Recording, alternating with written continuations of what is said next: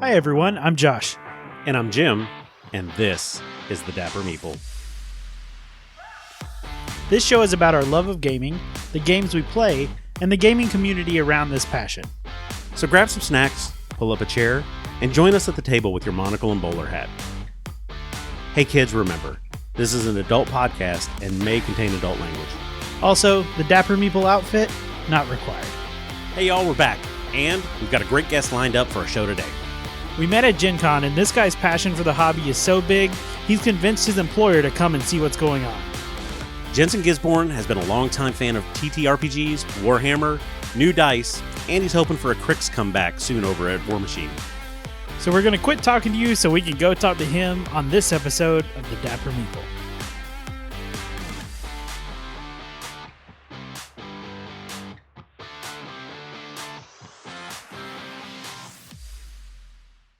So we've always talked about one of the greatest things that we get to do because of this podcast is meet people that are in the industry, game designers, people that are making dice and hobby trays. And again, we get the opportunity to talk to somebody. We met at Gencon this last year when we were up there working for the guys over at BA Games. And we got a chance to talk, just kind of get a little bit of his insight on what we do and what we could be doing. And he has talked to us about coming on to the show, and we are more than happy to have him. He is a 20-year dungeon master, dice enthusiast, theory crafting nerd, and the vice president of partnerships for Romaine Berg. Gensen Gisborne, welcome to the Dapper Meeple. Thanks for having me on, guys. It was really cool to meet you guys at Gen Con, and I'm really happy where this kind of folded itself out to, because this is an industry that I love so much that I forced a company that had never touched gaming into gaming specifically so I could be around more people in gaming. So awesome. One of us. Yes. Yeah, that's a very much create your own destiny type. That's right. Before they worked with me, I've been there just over 2 years now. And before I was there, they were mostly agriculture and manufacturing. And I said, how about game publishers? And here we are, one Gen Con later, and here we are. So that's awesome. So with everybody that we bring on, what we like to start with is kind of your geek bona fides. It's just where you came from, what brought you here. Like when we talk about it, I kind of came into this sphere through like TTRPGs. Josh came in with more of kind of like trading card games and board games. So we always like to talk about what happened in your life for you to be where you are now in this hobby. Well, I'll do my best not to let the story run away. Okay, gotcha. But it is, I think my story's typical. We all kind of think our own stories are typical. But I'm Canadian. I had moved across the country when I was 9 years old. And obviously, got to a new place in the world, didn't know anybody. And at the time, a good friend, someone who ended up becoming a good friend of mine, he also moved to the same place, same school. And his dad said, round up some friends. I'm going to teach you guys how to play a game. So at the age of 9, we all got into a public library and we were shown how to play D&D 3rd edition. Nice. And that would have been in 2000. So, it kind of stuck, and not going to lie, it was the guys who ended up in that library multi-purpose room that were the guys who were the best men at my wedding. So that's fantastic. Throughout the ages, we've been D&D onto D&D 3.5, a little bit of D&D 4th edition, Pathfinder, Starfinder, Dark Heresy, Rogue Trader, Death Watch. On the card game side, Magic, Yu-Gi-Oh, the Dragon Ball Z card game for a hot second. We've gone through it all. Now that we're all a little bit older, it's more board games when we get the chance to get together. But right. Even in, loving board games, right now we're huge into Scythe when we get a chance to play it. Oh yeah. Good game. That is. Yep. And then I actually have Hero Realms here on my desk. I love all the stuff, the people over at Wise Wizard Games, what they're making. Star Realms and Hero Realms are a huge staple of everything I have. And then I play a lot of 5th edition D&D online now. And I love it. I'm actually 5th edition D&D was the first game that I made the decision to have a full physical set of products. Yeah. So yeah, I've actually physically got every 5th edition D&D product up to date as of now. And as they come out, I get them because I just wanted a full collection of one of these things I love so much, right? Right. You say your story is pretty typical, and it's amazing for us how, especially in the TTRPG side of it, how groups that start and do well, that may stay together for a couple of years, end up being people that stay together for years. And like you said, they become the best men at your wedding. They are people that you call, when you're visiting from out of town. They're people that you get together with, and it's a genuine friendship that develops around the table. Yeah. So, 5th editions are kind of our favorite. I started playing with 2nd edition. So that's been a while ago. But you mentioned more than just D&D. There was a lot of TTRPGs in there. Is that kind of was that kind of your your main focus when you first got started? Yeah, when it was one of those things where I always found that I didn't have the pocket money from my parents that some of my friends did. And so TTRPGs seemed to be the lowest cost thing that I could do. Yeah. I really loved, right? So, when everyone else was doing the meta for Yu-Gi-Oh, I could get my hands on a couple of books, and that would last me for a couple of years sometimes, right? In playing the games that we loved. So, I still remember the novelty of getting my hands on like the expanded Psionics handbook. Oh yeah.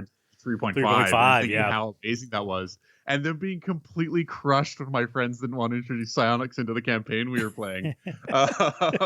Because that was the book I got, right? That was probably the only book I got that year. So you want to talk about controversies in D&D? The Psionics and 3.5 was a big one. I mean, it's almost as bad as like the discussion over the combat wheelchair now. It would resurface every couple of years, and people would just be so animately against it. And you're like, it's an imaginary world, guys. This will be fun. Trust me. Yeah. I heard a lot of the Warhammer TTRPGs in there. That was a cost thing, right? Like, I love the Warhammer universe. I'm a huge fan of the Warhammer universe. I have been reading the Horus Heresy novels now. I actually started reading them as an adult, so I've been reading them now for 6 years. Okay, yeah. I think I'm 42 books into the series. At one point, I did have my hands on a small unit of Death Guard, which I thought was really cool, but they were hand-me-downs for another friend that wasn't playing them anymore. And all of a sudden, I got introduced to Black Library, and then obviously what became Fantasy Flight's properties, and I just couldn't get enough of them. So Rogue Trader was Dark Heresy was our first. Wild introduction for a lot of my friends to the 40K universe. They had no experience with it before that point. But then ultimately, Rogue Trader was fantastic. Death Watch was fantastic. And then I did end up getting into some of Fantasy Flight's other properties too. Anima Beyond Fantasy was one that was a very flash in the pan TTRPG. I was going to say, that was a quick one. With far more crunch than it had any business having, but it was fun. I still have the book. It's sitting here somewhere. Right.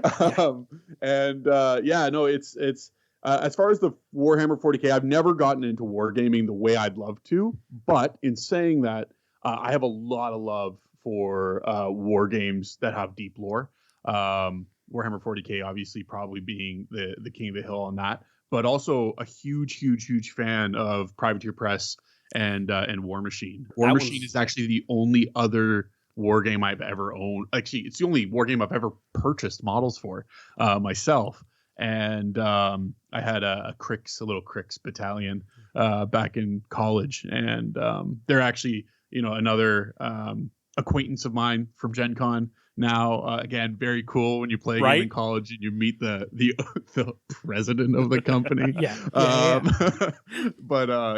It's I've always had a lot of love for the story. I think the stories that are told through these games that we love, and that's probably why I attracted to the TTRPGs I have, but B, attracted to things with deep lore, right? So I've always played D&D in the Forgotten Realms. That's just where I've done it.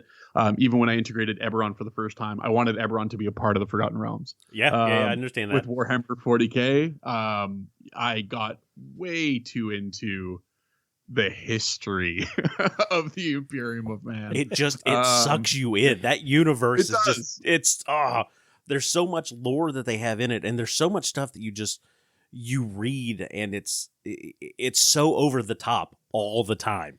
Like, oh, it's fantastic. Yeah, right? Yeah, it's fantastic. It is like a guilty pleasure just to be like, man, I don't like where things are in my world. Let me look at this. Oh, it could be worse. It could be worse. Oh, yeah. Okay. All right. Average life expectancy of an Imperial Guardsman, 2.5 hours. Right? Love that. Yep. Do you have a favorite faction, either in the lore side or For 40K? for 40K? Do I ever? So, actually, do I have those hats? So, if sitting here, these aren't up on the wall right now, but I've got my Tau hat. That's here, right. Yeah. Right? And I've got my Tyranids hat right here. So I do have those too. Honestly, the love for Tau came from a really early love for like mecha anime that Right. I watched Gunwing Endless Waltz when I was a kid, tons. Yes. So that captured me, and I've been on the mech train ever since. As far as the good old Imperium, I'm a huge Black Templars fan just because of how cartoonishly evil they are. Right. They're the most evil good guys. Yeah. And, Yeah. I'm very into that. Yeah. Totally get that. A lot of people that I talk to, they're like, "Oh yeah, man, I love Tau." It always refers back to like that, like anime mecha all the time. Always. It's never the, "Oh yeah, but they're here for the greater good." Nobody ever cares. No. They're like, "No, I like big robots. yeah, I like railguns at 3 miles away. That's what I'm shooting for Yeah. here." So yeah, I'm kind of agnostic in my regular life. So it amazes me that the group that I'm really drawn to is the Adeptus Sororitas, the Sisters of Battle. The Sisters of Battle. Yeah. And it's just regular humans that occasionally spawn miracles because they just believe so hard in this corpse that's been hanging around for 10,000 years. My favorite little piece of lore with the Sororitas is the loophole as to why they exist in the lore. Yes. So the ecclesiarchy after the Great War was told they can have no man take up arms. Yes. And so they went, well, what about all these women that work for us? And so they made an army on a legal loophole, which is the best kind of army. Right? Hey, thank you, Goj Van Dyer, for letting us slip that one in, because that was your fault. Yeah. He recruited them, which didn't work out great for him. If y'all haven't, go read the lore. In the universe of Warhammer 40K, the early 36th millennium is known as the Age of Apostasy. Serving as the High Lord of Terra, Goj Van Dyer controlled both the Adeptus Administratum and the Adeptus Ministorum. His reign of strife and insanity lasted almost a century and was known as the Reign of Blood. During his reign, Van Dyer learned of a sect of warrior women utterly devout in their faith to the Emperor. Through deception, he convinced these daughters of the Emperor to serve him and act as his personal bodyguard.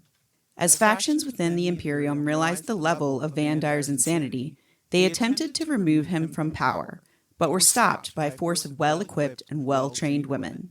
These women fought off the Space Marines, believing that they were in fact protecting the Emperor himself and his chosen. Eventually, a centurion of the Adeptus Custodes brought the leaders, the daughters of the Emperor, Alicia, Dominica, and her companions, to the Golden Throne to look upon the Emperor. It was not recorded what took place in the throne room, but all of the sisters that entered left with stark white hair and marched immediately to Van Dyer. Alicia Dominica condemned Goj Van Dyer to death for his crimes against the Emperor and removed his head. Van Dyer's last words were, "I don't have time to die. I'm too busy." The daughters of the Emperor became known as the Adeptus Sororitas, or the Sisters of Battle, and now serve as the militant arm of the church. So go read the lore. Yeah, right. It's so good. On the Chaos side, I was actually a big Thousand Suns fan too for a long time. Hashtag Magnus did nothing wrong. Yeah. Right. I'm a big believer in that. They did Magnus dirty. What did they expect? The Council on Ikea was an atrocity. So it's one of those things where I'm like weirdly into the 40K lore, right? Like people talk about like Trekkies, like I'm like that with the 40K lore. I'm really into it. So yeah. I've been reading it for the last couple of years. I kind of got into it. I've been fighting it because it's just like, man, there's so much. I don't know if I want to get my brain into that. And then I think a buddy of mine was like, "Oh, let me tell you about dreadnoughts," and I was like, "All right, that's it. I'm in. I gotta go start reading it." So you've obviously heard then just Cavill and his series that he's coming out with. Oh, Yeah. So I actually, this is another connection I've got in the industry. I actually know the folks over at Art Talsorian Games. Famously, the father of Cyberpunk is sitting at the head of Art Talsorian. And they actually deal with both Cyberpunk and The Witcher. So I've, got to see some really cool things regarding Cyberpunk and The Witcher as well. I've always been a big Witcher fan. I've been playing Witcher 2 and 3 since they both came out. So to see, Henry Cavill do The Witcher and then hear everything he's talked about with, I almost missed my audition for Superman because I was raiding in WoW. Like, I feel like he is the actor who was made for us. You know what I mean? There's something about Henry Cavill that feels like he's tailor-made for the audience that found him. And, I couldn't be happier that someone who's a real fan has gotten their hands on the Warhammer IP for some kind of cinematic retelling. Right. I will say that just as a complete parallel, I watched Arcane recently for the first time on Netflix. Mm-hmm. Yeah. And I watched that and I went, these are the people who need to do the Warhammer animated series. This animation style needs to be the animation style. Like, I can't get that out of my head. But, so if this ever gets out to Henry Cavill, right? Yeah, he's ever go listening. find them and get them to animate the show. Yeah, I was again, I think you're right. If there's one guy that's going to do it, the one thing I want to see, I don't know how they're going to do it, where they're going to start, because like you said, there's so much lore there to get into. But at one point, I want them to talk like a quick 5 minutes about the Horus Heresy, and I just want every Primarch to be Henry Cavill, like just different, right? Dressed up. Yeah, right. Like it's like Mike Myers and Austin Powers. Exactly. That's what I'm hoping for. That's fantastic. Half the characters are one dude. Just a bunch of bad wigs. Yeah. So yeah, man. So one thing real quick. So tell me what the difference between a dice enthusiast and a dice goblin is. So that's a great question. I think that there's a person with like 4 or 5 or 20 Crown Royal bags full of dice in a drawer somewhere. Yep. That's a dice goblin. Gotcha. Right? Yeah. It's a horde. They have a horde of dice. I have stuff like this, right? Like custom carved hardwood D20s and stuff. I don't want to be like a dice snob, but like I like cool dice, right? It's not just like bags of math rocks all over my house. Right, it's got a nice case. Yeah. When people have bought me gifts, even as an adult, for it's my brother or whatever for birthday or some celebration, it's always like, oh, here's some brass dice that I found for you, right? Yeah. And I keep them all sorted out. So when I say I'm a dice enthusiast, it's like the most pretentious way of saying I like dice that cost too much money. That's 100% what that is. That's right. Bone. If anyone has any bone dice they want to send me, I can't get enough dice made of bone. So at what point does a dice goblin become a dice dragon? I don't know. Maybe the horde gets big enough you can live on it. Maybe when you start going into the villages and burning down people's houses looking for more dice. I mean, maybe that's like I said, we met at Gencon. We've talked since then, and one of the big things that we really wanted to get you to come in here and talk about, like you said, your company wasn't even looking at this area till you got in there, and obviously you have a love for it, and this is something that you wanted to be involved in. So yeah, we definitely want to talk to you about, your view of the hobby community, board games, TTRPGs, card games, all of it. Right. So we looked up some stats because we've been tracking this for a while. When we talk about like the board game market, the stuff that I found said that it was somewhere around $19 billion in 2023. Right. And they're estimating it to hit 33 billion by like 2028, 2030. Right. Like, is that... Yeah. Is that really what's happening? Or because I did get it from the internet, and well, Yeah, no. So a stat that I keep in my back pocket to really communicate to other people in my industry in the marketing world, the opportunities that exist in gaming, in the gaming world, is, obviously for the last 10 years we've all been hearing about the meteoric growth of the cannabis market in North America. Right. Hobby gaming is set to outpace that market within the next 10 years. Oh wow. That's the kind of growth hobby gaming is experiencing. It's wild, actually, how fast it's growing. It's catching up to a lot of other industries that are being thought of much quicker as like mainstream industries. Mm-hmm. And a lot of that has to do, there's so many reasons for that, but most of those reasons are us. We are that first generation of, we'll just take our disposable income and do things we enjoy doing with it. Right. We're the least likely to do the whole keeping up with the Joneses mentality. And then I don't want to make this like sad, but like, let's be real.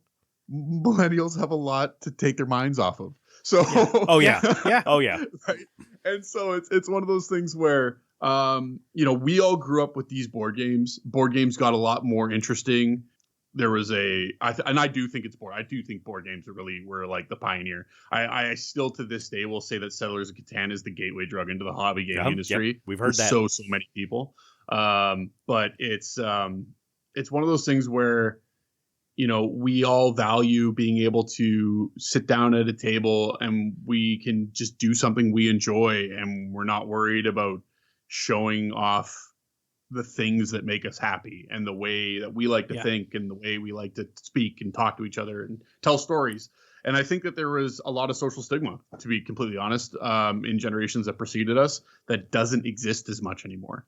And people are willing to just, love what they love and sit down with their friends and enjoy themselves. And I believe that has a lot to do with it. Now from there, it's a domino effect, right? You get the first little cohort of people like that as adults. They start making money, grown-up money, spending grown-up money on things.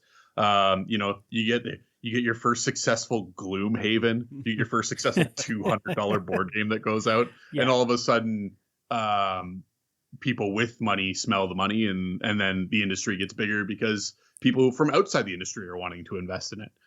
Which again, I can't share details, but in my side of the fence, I see that a lot. I actually see a lot of almost like investment funds, like big money from outside the industry, willing to invest in board games and willing to invest in TTRPGs and willing to invest in card games, especially when there's strong IPs involved, right? When you get a really good intellectual property involved in something, there is a ton of willingness to do something that would have been a absolute gamble once upon a time.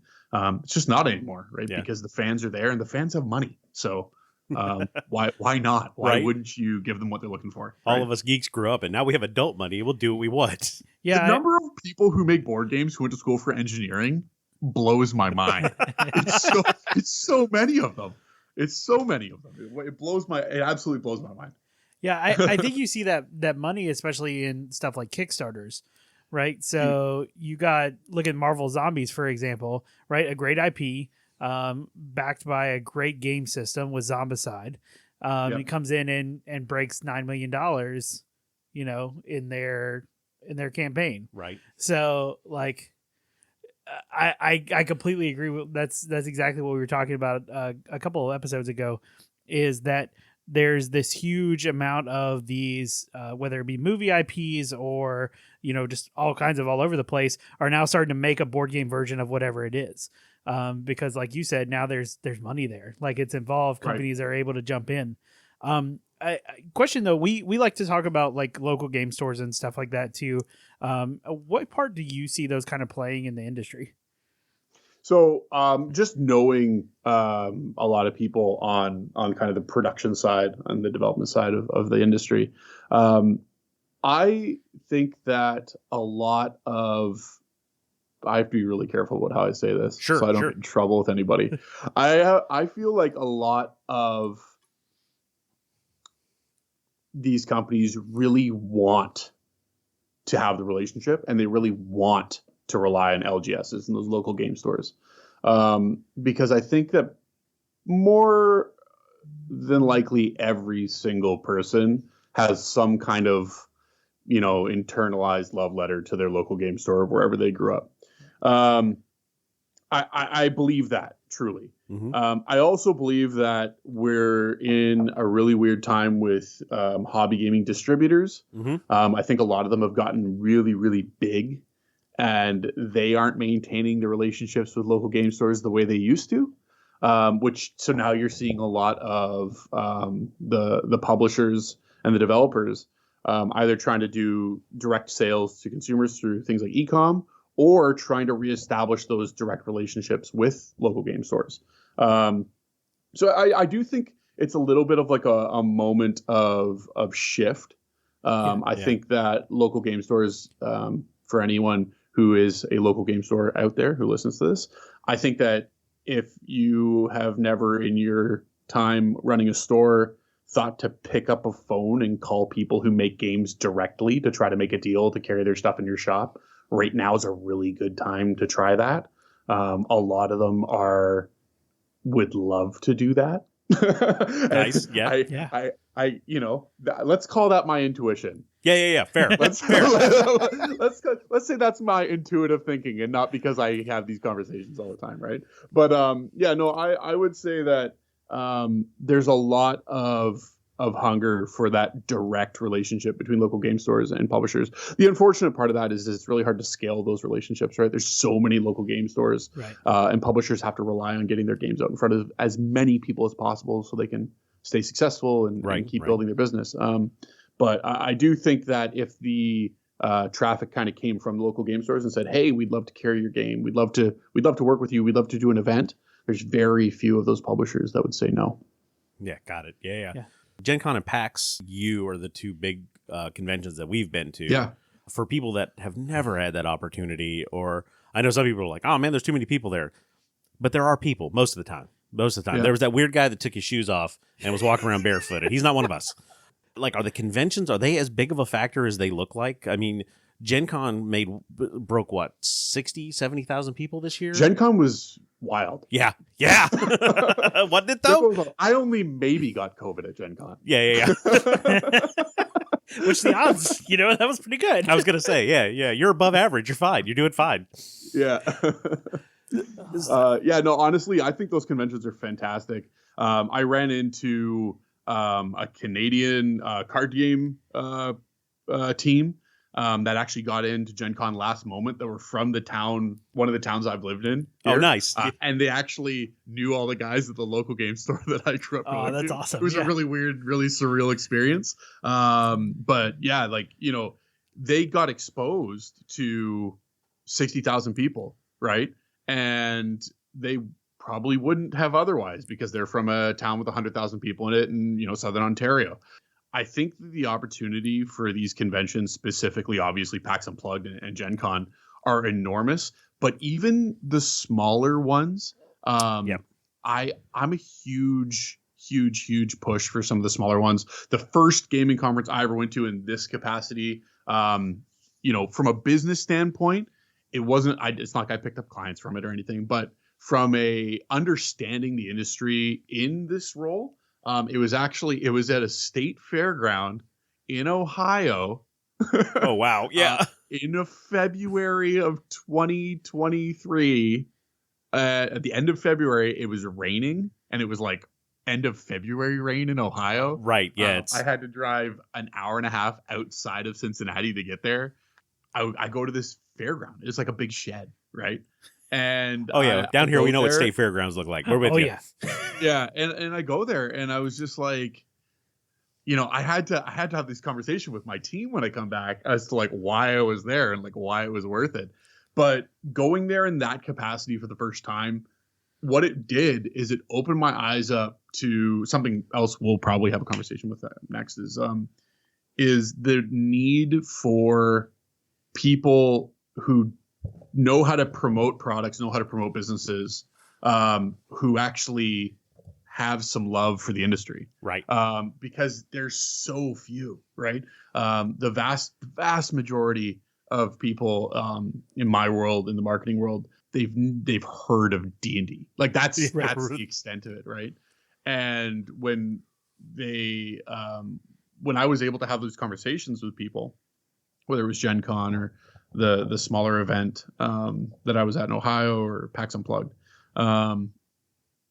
it feels sometimes like almost like a relief that they're like, oh, okay, someone you get it, kind of, right? Right. Yeah.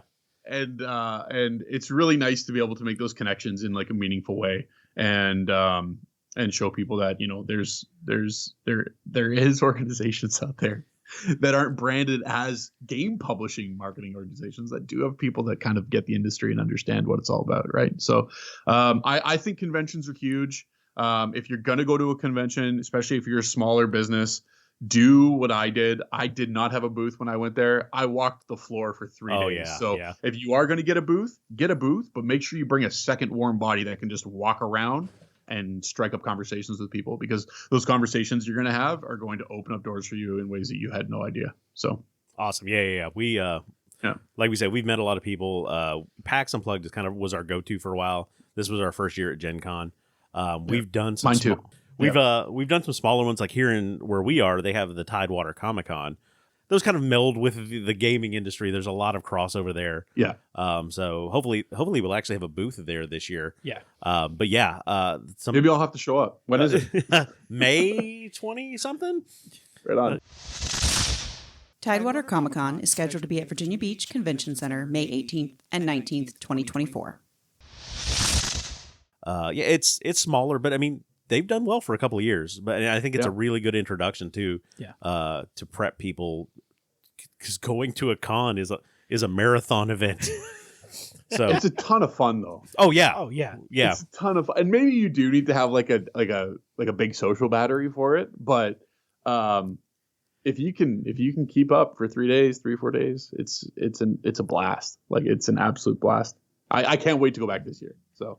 Yeah, we're definitely excited. I think the plan is to be back with the BA Games guys again. Just because it was, I mean, PAX is one thing, but Gen Con is just a whole nother level. Just not only the amount of people, but even the amount of like vendors and distributors and all the people who were there with booths, the interactions you can have, the networking, all of that was fantastic. Yeah, I think you were talking about one of the biggest things that you ever saw was the Walmart Warhammer deal that happened in front of you. Oh, yeah. I'm interested in this. Yeah, so we were wandering around, as one does in Gen Con, and I ran into or I heard a conversation happening kind of right where I was hanging out at, and it was some of the merchants, like the buyers for Walmart, were having discussions with some of the Warhammer guys about bringing Warhammer to Walmart. Wow. In some capacity. And so I come from a background in retail, and so I have some familiarity with how that process works when you're talking about big box retail. And to see that those conversations happening like right there on the convention floor, like it was kind of eye-opening for me.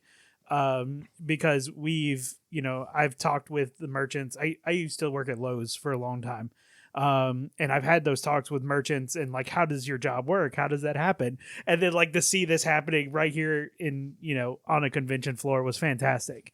So it's cool to see that, not only is it a great con, if you're just there to shop or to look at stuff, but I mean, to see the business side of it that still goes on there is just, it's awesome. Yeah. It's one of those things where, even if you can't do the whole like setting up a booth and everything like that, if you're a game developer, like you should go. You should just go, and you should talk to people, and you should meet people, and you should get business cards, and you should follow up afterwards, and you should create some relationships, because those are all enormously important for your business. And the reality is and in nowhere have I seen this as much as I've seen it in hobby gaming. The pie is huge, and there is more than enough for everyone to eat. So if you are connected to everyone else in the industry, it makes all of that cross-pollination so much easier. I don't know one person. Quick shout out to Magpie Games, Avatar Legends, fantastic game. They're great people. Yeah. I don't know one person who would ever pick up the core rulebook for Avatar Legends and not have 9 other games on their bookshelf. Right. Yeah. That's just the way it is, right? Like that's just the way it works. And so for all of the game developers out there, like to go there and make those connections at those events, will do good things for you and will do good things for your business. And I can't support people doing that enough. Yeah, that feels like that's a lot of it. I know the girlfriend and I, we're big fans of, I don't know if you know Dropout TV. Okay. The guys that used to be College Humor, but they're the ones that they have a lot of game shows and stuff, but they do a lot of D&D streaming, which now that's live streams are all over. Dimension 20. Yeah. Brendan Lee Mulligan, he's really one of my favorites. But a lot of that started, we've talked about before, with the group over at Critical Role. I mean, they came out swinging. Yeah, and I guess that's what happens when you get a bunch of voice actors together, right? Right. Yeah. Right. That. But one of the things that we talked about is, man, they did it in video too, and like you said, there's a stigma behind a lot of this from the Satanic Panic to it was always, boys hiding in a basement playing D&D. And then they come out and did videos and came out and did their broadcast, and like they're all good looking people. Yeah. Like like even the most unusual person they have at the table, Taliesin, arguably conventionally attractive. Like you can get away with it. So yeah, no, it's definitely one of those things where I remember seeing a picture of Joe Manganiello. Joe Manganiello's his D&D den, his famous Los Angeles D&D den that he's got, where people like, the showrunners from Game of Thrones and like Vince Vaughn and like all these people show up to play D&D in the basement. And it really, when you see things like that, when you see things like Critical Role, when you see things like the live play that Dan Harmon did, when you see things like now with Dimension 20, and it's impossible to not at least have a little bit of a passing interest when you get exposed to things like that. So those things getting huge and those things coming out and people seeing them, I've personally been asked more times in the last 5 years, well, hey, can I come to one of those? Yeah. Can I come to one of those games? Like I've been asked that more times the last 5 years, right, than I had in the previous 18 combined. And that feels good, right? It feels good to know that there's other people coming in and other people wanting to experience the hobby. And, some people have their grievances with things like Critical Role because of what it did to your average dungeon master and the expectations of a player on a game. But it got a lot of new people in. And like, that's why even like Baldur's Gate 3, I love Baldur's Gate 3. So many people are interested in Dungeons & Dragons now. Right. It's fantastic, right? Like I can't be mad at that. And the more people in the hobby, the better the hobby is. That's just the way I look at it. Right? Oh, absolutely. Yeah. And we both, I know we've had several coworkers, we work in separate places, and on both sides, people be like, hey man, I heard you know how to play D&D.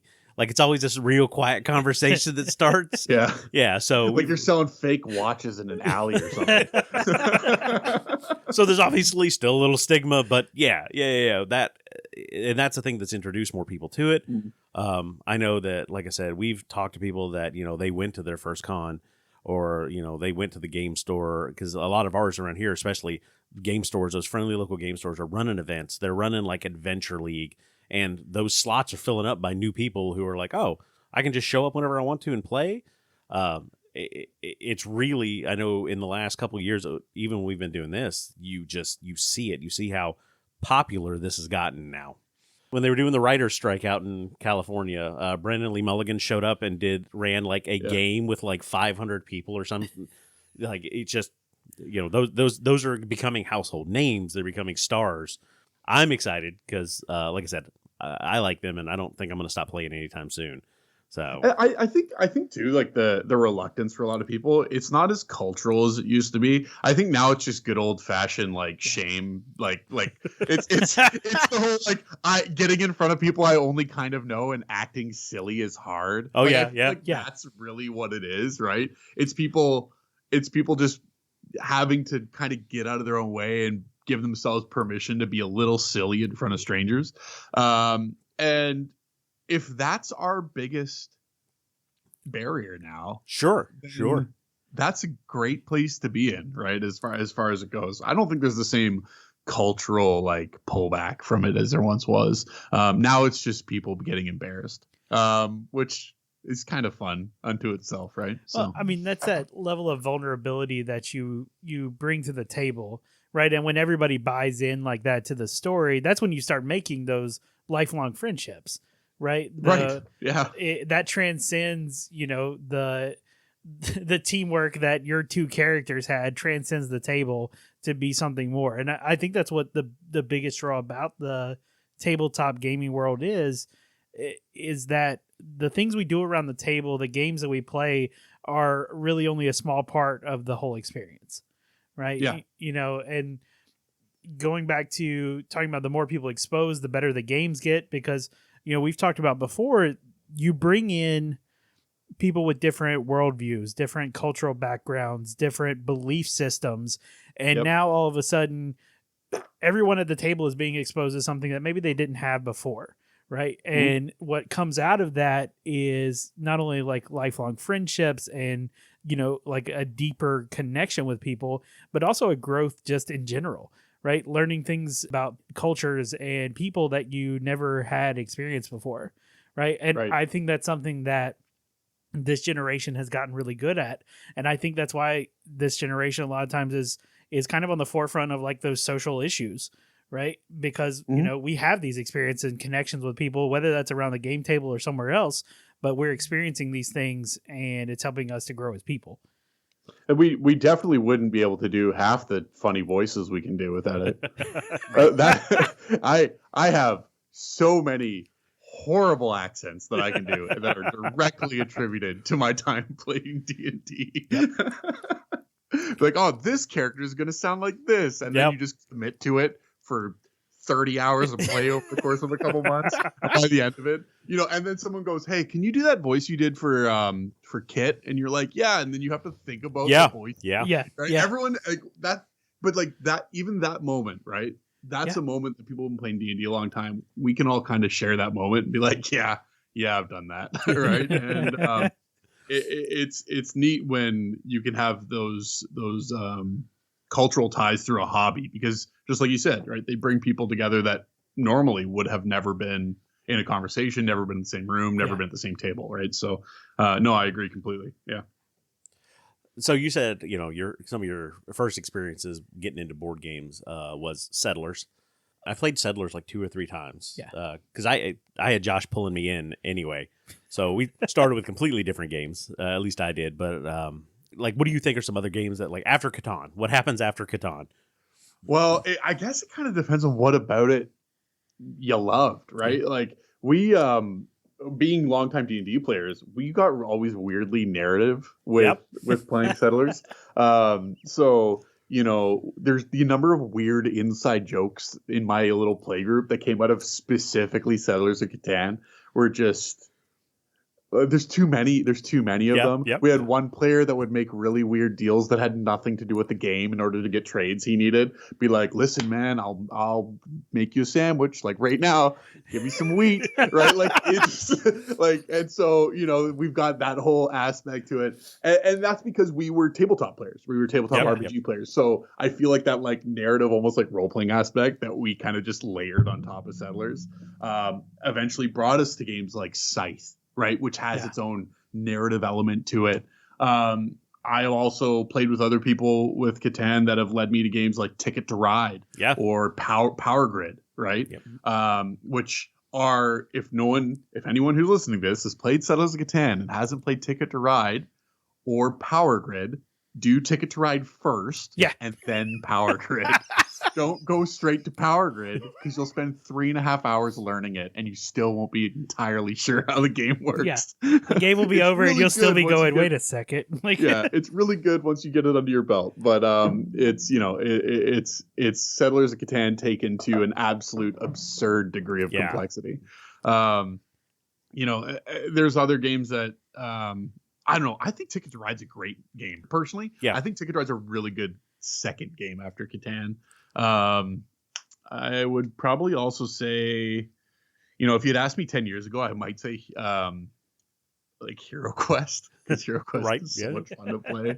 Or even getting into some like fun card games that allow you to kind of take yourself a little less seriously, like Munchkin. Yeah, I think yeah. Munchkin's a fantastic card game to get people into like more hobby gaming. Star Realms, Hero Realms, those are super easy games to learn how to play. Yeah, those, it's a little bit of an eclectic list, but it really depends on what about Settlers do you like, right? Do you like the stories that you tell with your friends? Do you like the strategy? Do you like the lying to everyone you know about everything that's going on in front of you? Because there's lots of games like that. Go pick up Werewolf, you'll have a great time. Oh, right, Yeah. right. Right. But yeah, that's I guess I named a few off there. This next year, what are you hoping for?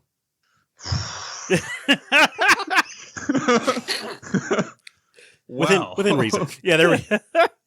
Honestly, I've been playing less games over the last year than I had in the past, and I think a lot of that has to do with. It's funny. I start dipping my toes into the industry from a work side of it, and all of a sudden I have less time to play, and which feels bad.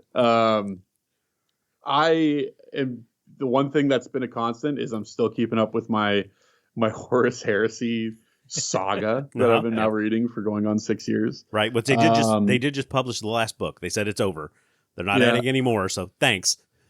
I've heard rumblings on specifically the War Machine subreddit that my favorite faction of Cricks might be hitting in War Machine 4th edition. I've always been a huge poison / zombie aesthetic guy, so I was a mono black player in Magic, and I was a Golgari Swarm player during Ravnica and Magic. Yep. I played Death Guard in Warhammer, so it's I've always had that. I've always liked that whole aesthetic in gaming. So Crix maybe hitting the table in Warhammer or War Machine rather 4th edition would probably pull me back in, to be honest. Yep. Yeah.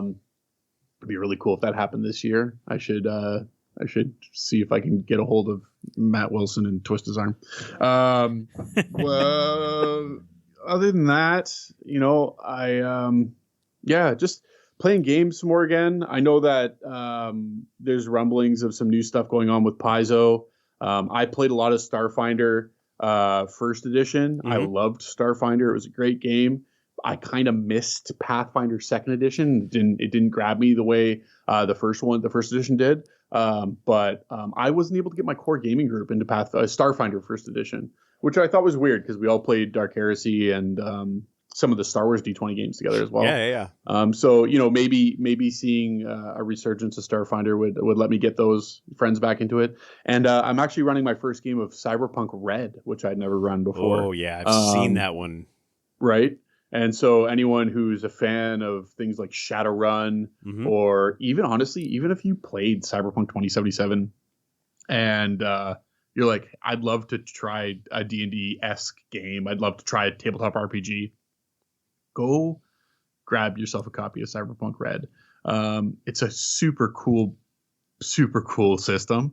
And realistically, without Cyberpunk, like, we wouldn't have properties like Blade Runner and Judge Dredd and RoboCop and Terminator. Like, those things just wouldn't exist without Cyberpunk. Yep. So to kind of see the origin of where all those things came from is a really cool thing. But I'm really excited to play my first game of Cyberpunk Red this year. Hey, man, we really appreciate you coming on and talking with us and sitting down. This is exactly the kind of thing that we always love is... Yeah, I hope I didn't ramble too much. No, you're perfect. We do the same thing by ourselves when we're here, so don't feel bad at all. You should hear some of our opening monologues. I'm amazed that I haven't gotten a cease and desist letter from Hasbro yet. Yeah, I think I dodged all the landmines legally I had to dodge on this podcast, so...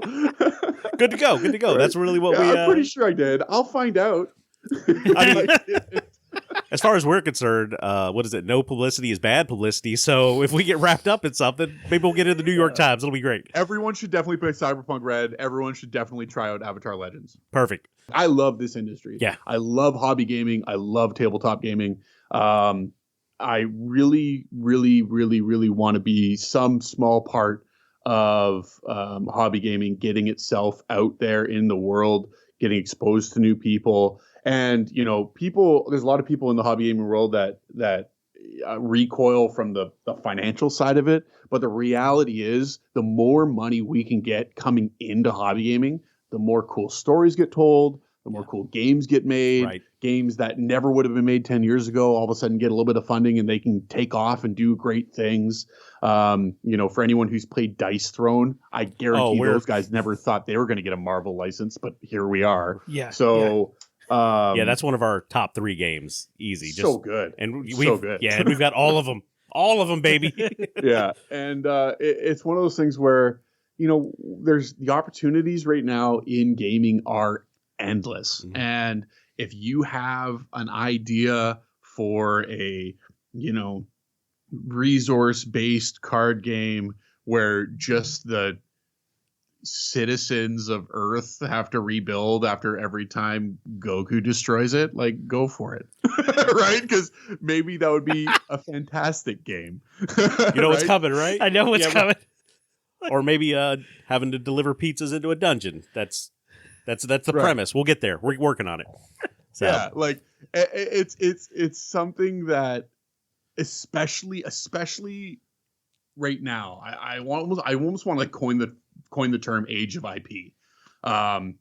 Everyone who owns intellectual property is looking for more reasons to license it out right now. Mm-hmm. And with how popular hobby gaming is getting it, if you have a really good idea that you can link to an existing intellectual property that has a fan base, call them. Yeah. It's amazingly easy to get a hold of Crunchyroll executives on LinkedIn. I've done it multiple times. just DM them and say, hey, I've got an idea for a game. I'm interested in licensing whatever. Yeah. And chances are they'll have a conversation with you. Just do it. Just pick up the phone. That's if I could leave here with any wisdom for anyone who listens, it's just go for it, because right now is probably the moment where you'll have the most opportunity to make something succeed. Awesome. Love it. So Gensen, if people do want to reach out to you and get a hold of you, how can they do that? Honestly, it's one of those things where there's a couple different reasons people would even want to talk to me. Definitely not socially, because that's I'm not that interesting, right? I feel like they'd be wasting their time if they just want to chat for that reason. But I would love to, anyone who's out there who wants to chat about their business in gaming, talk about different strategies on promoting them, getting a hold of LGSs across the country, things like that. Even IP, like I deal a ton in the IP world. If there's an intellectual property that you've got your mind on and want to integrate it into your game, there's a good chance I've crossed paths with the IP holder at some point in my career.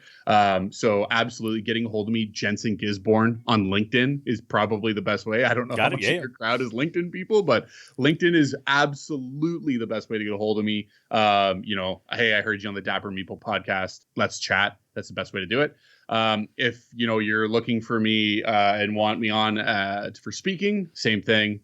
Hit me up on LinkedIn and we can chat. All right, guys. First, Gensen, again, thank you so much for coming and sitting down with us. It was awesome being on. I really enjoyed myself. Yeah. Good. We shoot for those hard-hitting questions here, so we're good to go. For the rest of you out there, hey, man, there's some good advice in this episode. Sit down, think it over. If you're wanting to get into the business, you're wanting to get into the hobby and help make it a little bit better, it's wide open right now.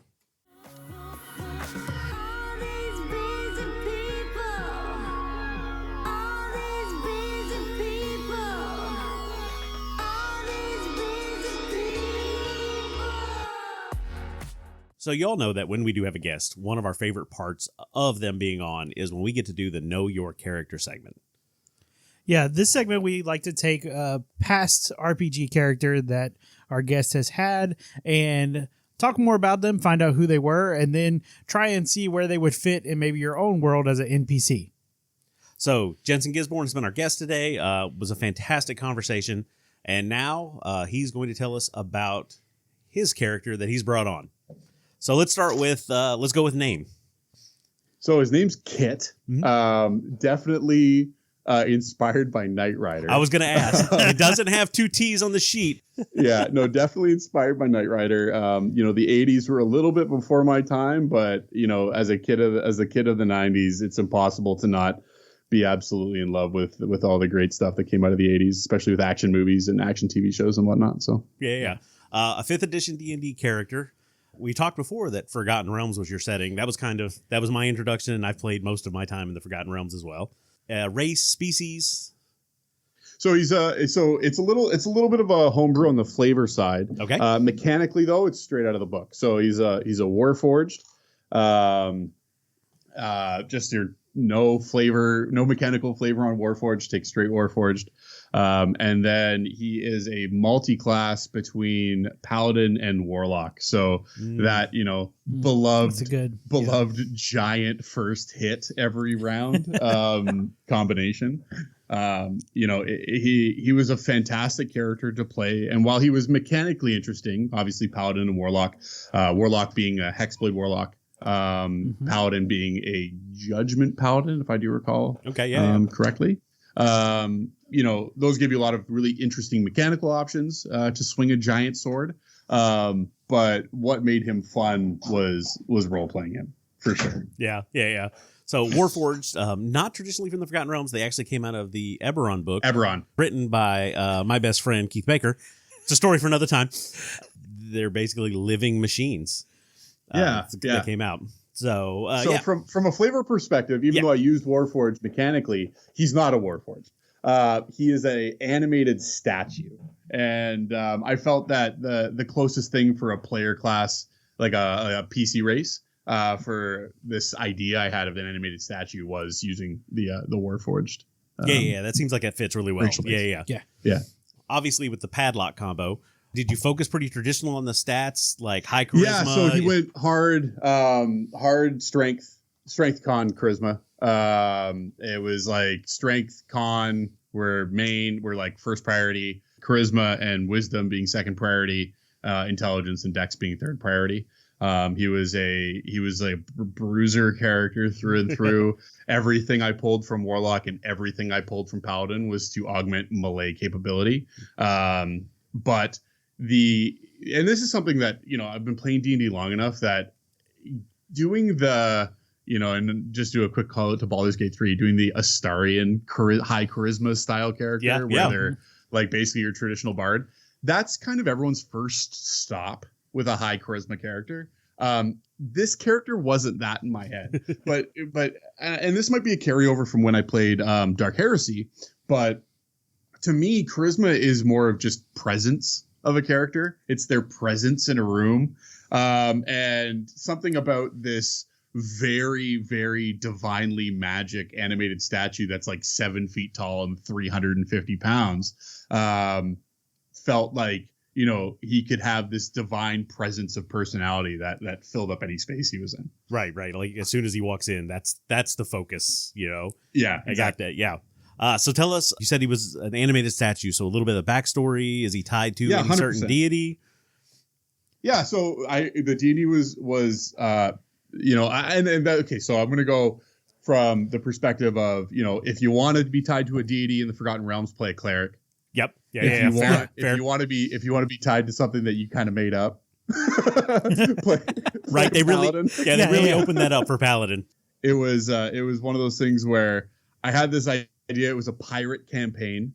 It was very high seas oriented, and I wanted him to be getting all his power from this forgotten undersea god. Very Lovecraftian in origin, very like cosmic horror. But that's really where I wanted his paladin powers to be derived from. So I wanted this paladin of judgment to almost be like a waterway eco warrior. Right.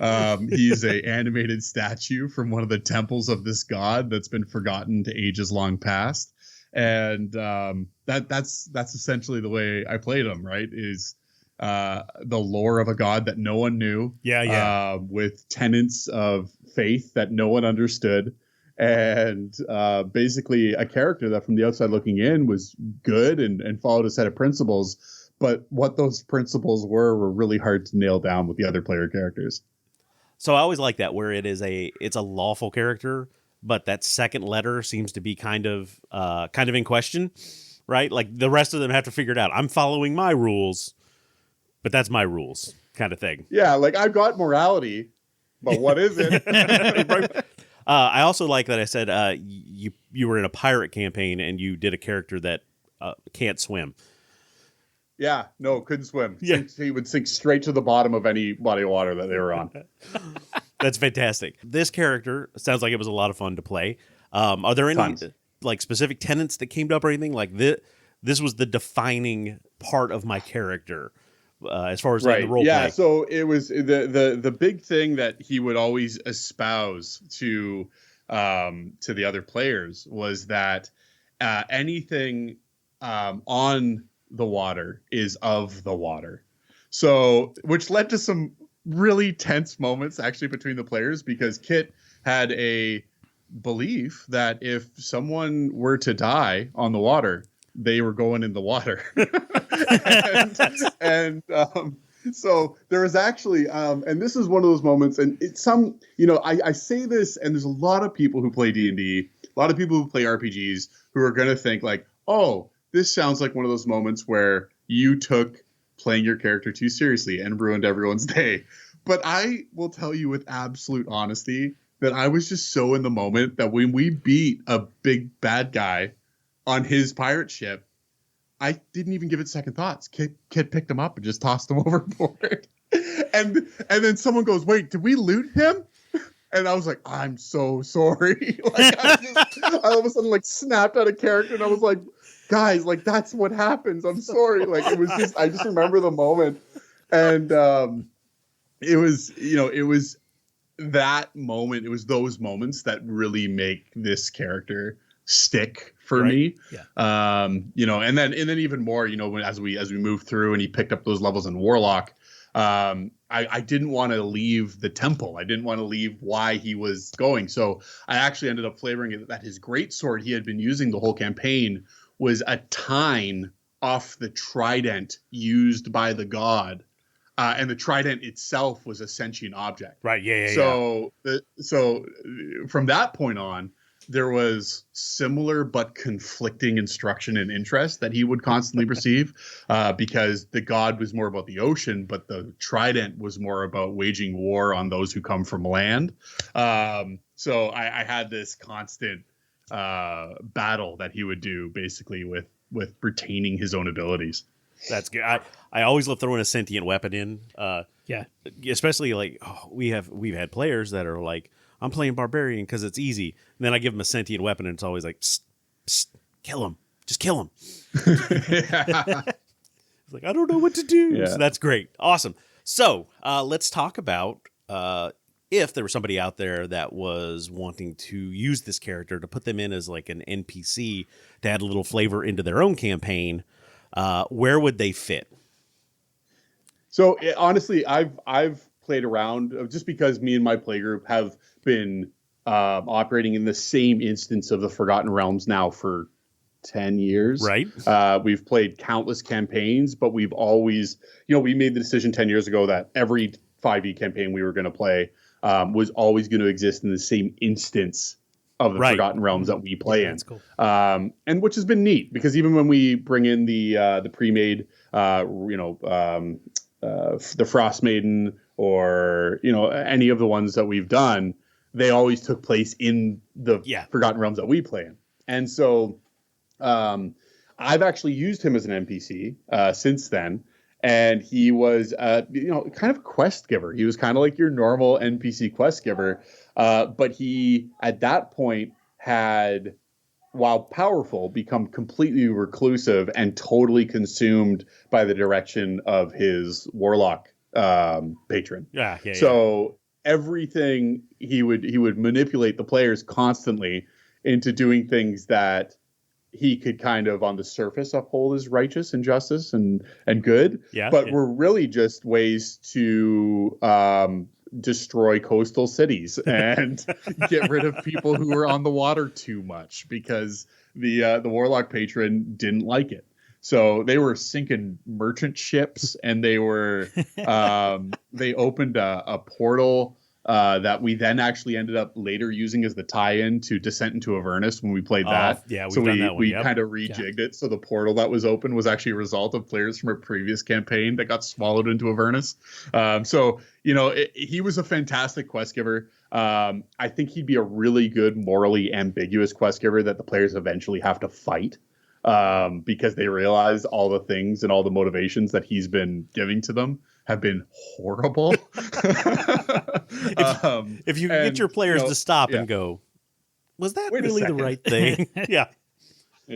And honestly, fighting, I've always found that fighting bosses, like boss fights in D&D are more fun when you can take the players out of the environment they're most comfortable in. Oh, yeah. So forcing the players to fight a very powerful paladin warlock multiclass underwater is, that's something interesting. I like that. Yeah, changes the field. What do you think we could stick him? I actually made some notes while we were talking. The first one was like a guardian of ancient secrets, lore keeper, like quest giver in like a forgotten temple type setting.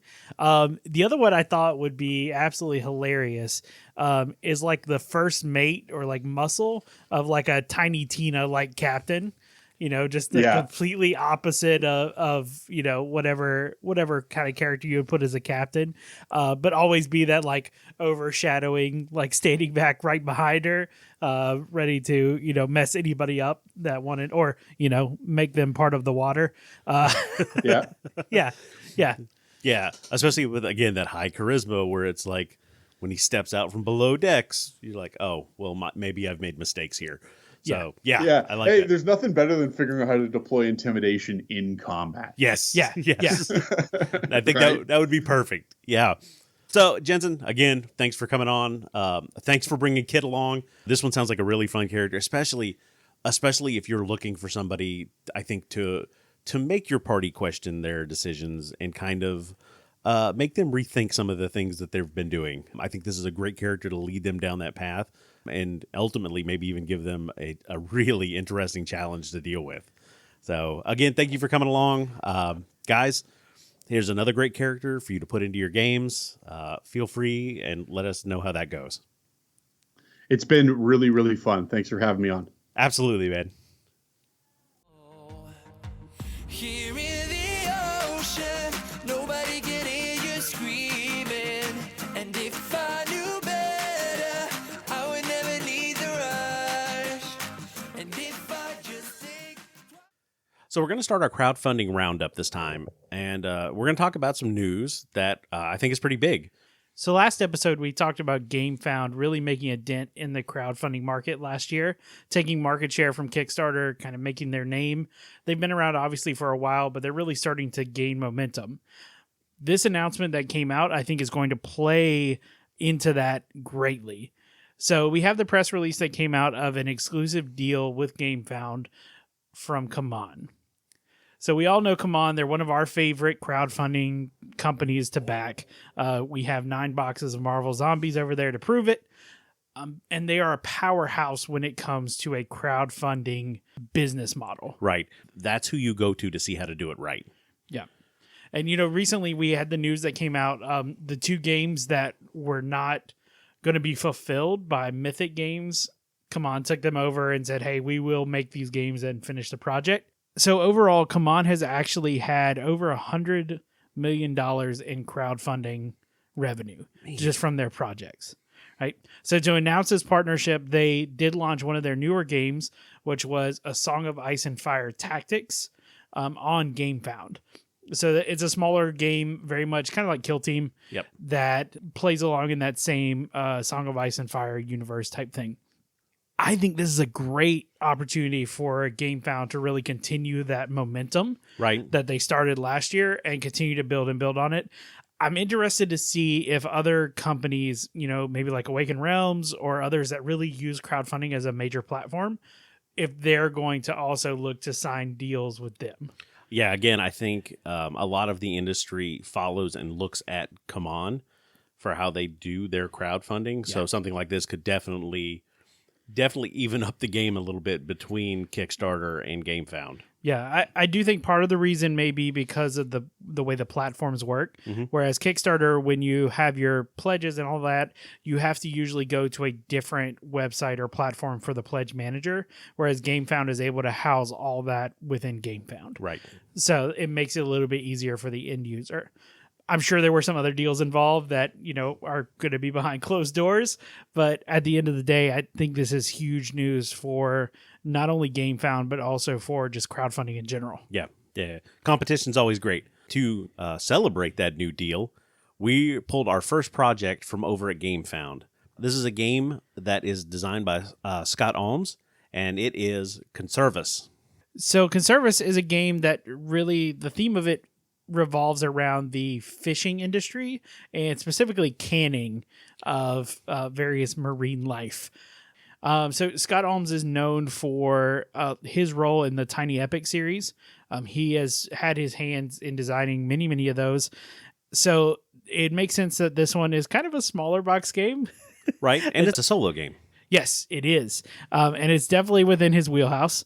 I like the aspects of this game. So as you are playing, the main component is a bag builder. So you have these small little wooden tokens that represent a few different kinds of marine life, as well as some open sea tokens. And as you are building your bag, you decide as you pull them out which ones you're going to catch and keep on your boat and which ones you're going to put back in the ocean. The cool part about this is if you catch too many of them, then it won't refill your bag because the fish aren't able to breed and populate and make more fish. But you still have money that you have to make because you have goals you're trying to reach.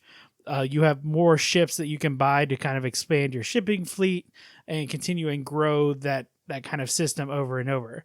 There's a really nice tension between trying to reach your monetary goals, as well as not pushing the boundary too much to where you end up losing out on the fish that are available to be caught. So the way that it kind of is a nice push and pull using this bag building mechanism, I think is really, really unique. It looks like a fantastic game. As a person who's a fan of solo games, this is definitely on my list of ones to check out. It is already funded and then some. Their goal was 8,000 and they're at 55 grand now, which, I mean, again, you bring in some name into this game. Yeah. And all of their stretch goals that they have listed are already unlocked, and those include other markets that you can sell to. There's a couple of, like a new boat, a couple of different of the fishing cards. So those are all unlocked. So you're getting the whole thing when you go after this. Yeah, so price point, it is actually very affordable. It comes in at $25.49, give or take, with the for one copy of the game. You can also get 3 copies if you want for $72, or you can even get 6 copies if you're a store for $105. So save a little money there if you need to have more than one of these. Yeah, the play looks really good. The artwork on it is kind of fantastic. I really like that. And one of the things I really like about GameFound so far, as well as we've been looking into this, is when you're pledging, I feel like it's a lot clearer, like immediately what you're going to pledge. Yeah. Right there. So if you like fishing or canning fish or solo games, there's a lot in this box for everybody. Go check this one out over on GameFound. So next one we're going to look at is from a first-time Kickstarter company. This one is kind of near and dear to our heart due to the theme. So this is Upshot, a disc golf game. So we haven't really talked about it a lot on the show, but both of us are avid disc golfers. We really enjoy it as another hobby. I don't know how we fit it all in, but right. We're not really great at it or anything. Don't get me wrong. Yeah, no. But we'll get out on the course, baby. Yeah. So this game is basically a small dexterity game where you are building a disc golf course and then playing it. So in the box, it comes with some hazards as well as some out of bounds markers. You have a couple discs in there, of course, that you'll flick, as well as the hole. And I like how it's all modular, and it basically gives you all the pieces that you need to create your own course. Yes. You can set it up however you like. You can, put it on different tables. There's lots of options for you to do it. And I think there's plenty of replayability in there. Yeah, it looks like a fun little dexterity game. I'm a fan of having dexterity games. I think they fit a really nice part of a gaming collection because there are some times where you don't want to sit there and play a game that requires a lot of thinking. Like you just want to throw something on the table, have a good time, and go with it. Yeah. I think this would actually fit that really well. So if you are a fan of disc golf, definitely check this one out. So right now, the available rewards, you can get the game itself for $25. And that includes the base game with all the stuff that comes with it, which I love. They even include Mando arrows. Right. That way you can definitely create the course however you want. And that's the main copy or the main pledge. There is a retailer pledge where if you do have a brick and mortar store, you can get 12 copies for 180. But yeah, so it's pretty simple, nice and easy. First time creator here on Kickstarter. Right now, they're at $8,500 of their $15,000 goal, and they still have 23 days to go. So it really just started. So not a bad start to this Kickstarter. Oh, yeah, absolutely. So definitely, if you are a fan of both like we are, take a look at this. It looks like a really fun way to set up, have some fun with friends who would also enjoy it. Right. This is a great pre-game night game. Yeah. That would be perfect. So the last one, I got to tell you, we backed this one already, and I'm kind of really excited about this one. This is the Omni 3 modular board game storage system. So most of our storage is the IKEA Kallax, right? It's kind of become like the defining storage or whatever. And I like it. It works really well. Games fit in there. I've got some decorations that, that I have on the top. They're all around our game room. We were actually looking at buying another big one because we got more games.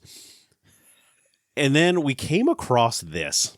It's like it says, this is a modular board game storage. They will send you the STL files. You could print them out on a 3D printer. The options are incredible. Yeah, the modular part of it really defines how you put it together because the options, you can go from just a small shelf, depending on the space you have, to something very tall or even something wide, really to fit that kind of space that you're looking for. I also like how they have different shelves. One of my favorite parts actually is they have an STL file for tubes to be able to put play mats in. Oh, yeah. Yeah, which I think that's really cool. As somebody who loves to have play mats for their games, I like that is even an option or even a consideration. They have the files for printing like drawers in there, also little miniature stands. Just really however you need your collection to be stored, that's what this will do. So there's a lot of really, really interesting themes as well. So they have like a eldritch horror theme, a steampunk theme, and like an epic fantasy where the side plates actually have something printed on them or a different design. So it looks really, really good. Their stretch goals that they've started to unlock are also pretty neat. Everything from like a paint tray and brush holder to a different set of risers for smaller miniatures, even a padlock compatible door. So yeah. Just in case. So yeah, right now, the different tier levels that are available still. Currently, there is a couple early bird tiers as of time of recording. That's $48 for all the STL files. I think there's less than 5 left, it looks like. 3 left right now. Yep. So definitely, if you hear this, take a look. They may be gone by the time you see this, but... The next level is kind of their regular tier pledge, which is $69 for all the files. So still, for what you're getting in this Kickstarter, that is fantastic because this looks like a really great opportunity for someone who maybe can't fit a traditional shelf in their normal space, or maybe they're just looking for something different. From there, we go into like the commercial licensing. The next one is $250, but it gives you a commercial license so that you can sell these 3D prints. Like if you wanted to print them, like you had the ability to do that and then sell the shelves. So that is the early bird for the commercial license, and then it goes up to $299 if you miss that. There's 2 of those left right now. So yeah, this is a really good looking program. I like this. It's going to give me a reason to go buy a 3D printer. It's $70 for the files, but you're also going to have to spend another $300 on the printer. But if you already have one, or if you are able to make use of your local library's 3D printer, which a lot of them have now, Yep. You just have to pay for the filament. So that's something to keep in mind. They also have a note in here as well. If you would like to purchase this already pre-printed, you can send them a message and they will get you in contact with one of their merchant partners who will be able to print it for you and ship it to you. Fantastic. 23 days left to go, and they are well funded. Yeah. Their goal was $5,000, and they're pushing 200,000 right now. Yep. So all the unlocks, let's go, baby. And with that, we've played through several rounds filled with modern art, and now the awards are piling up, and the award deck is getting short. The first player lays out their cards. 2 red blue, 2 orange purple, 14 orange purple, 3 red purple, 3 red orange, and 4 red purple, finishing their deck and earning $2 from their patron, totaling $8 and earning 2 awards. Player 2 starts. A 7 red blue, and they declare their color as red, allowing them to draw a card for every 2 red cards that are played, thanks to their patron. 4 red purple, draw a card. 2 red blue, 6 orange blue, 3 red orange, draw another card. 2 orange purple, 2 red orange, 5 orange purple, and a 5 red purple, draw a third card. And playing the final card, a 3 orange purple. Earning $3 from their patron, totaling $12. They take the last 3 cards from the award pile and 1 more from the extra award reserve, giving them a total of 14 awards and the victory for this game. For the Dapper Meeple, I'm Josh. And I'm Jim. Good night, everyone. Thanks, everyone, for sticking around and listening to our show. If you enjoyed it, let me ask you a favor. Follow us and leave a like wherever you get your podcast. It'll really help us out. And if you have anything to say back to us, you can find us on Instagram and Facebook by searching for the Dapper Meeple. Or you can email us at dappermeeplegaming@gmail.com. And as always, we'll save you a seat at the table.